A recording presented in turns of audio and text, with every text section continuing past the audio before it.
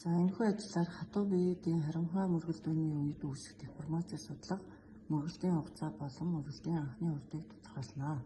За энэхүү ажилд өнцөг хэмжигч дэлгэц, 2 жижиг металл бөмбөлөг, за энэ фотогейт, дижилийн хайрцаг, осциллоскопыг болол тус тус ашиглана.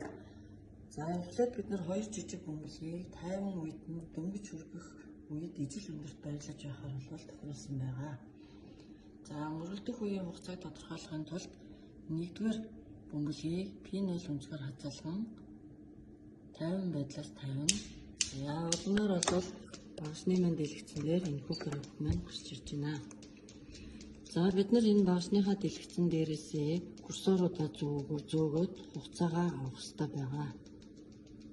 За курсороо зөөгөөд эхний курсороо аваад ирлээ. За 2 дахь курсор маань за энд аваад ирсэн. За энэ хоорондох хугацаа маань 393 миллисекунд байна.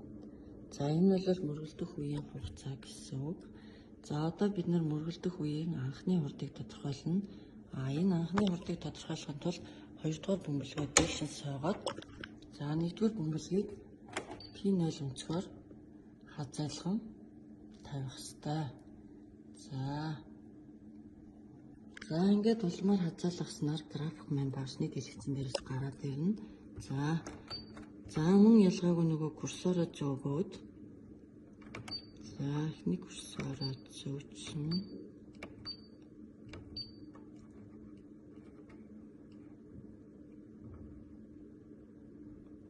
За эхний курсороо аваад ирсэн. 2 дахь курсор нь за ингээд аваад ирсэн. За энд хугацаа нь 40 миллисекунд байна. За ингээд хугацаагаа бид нэр хэмжсэн. Одоо бид нар энэ металл бөмбөлгийнхаа диаметрыг хэмжиж юм бол мөргөлдөх үеийн анхны хурдыг тодорхойлно.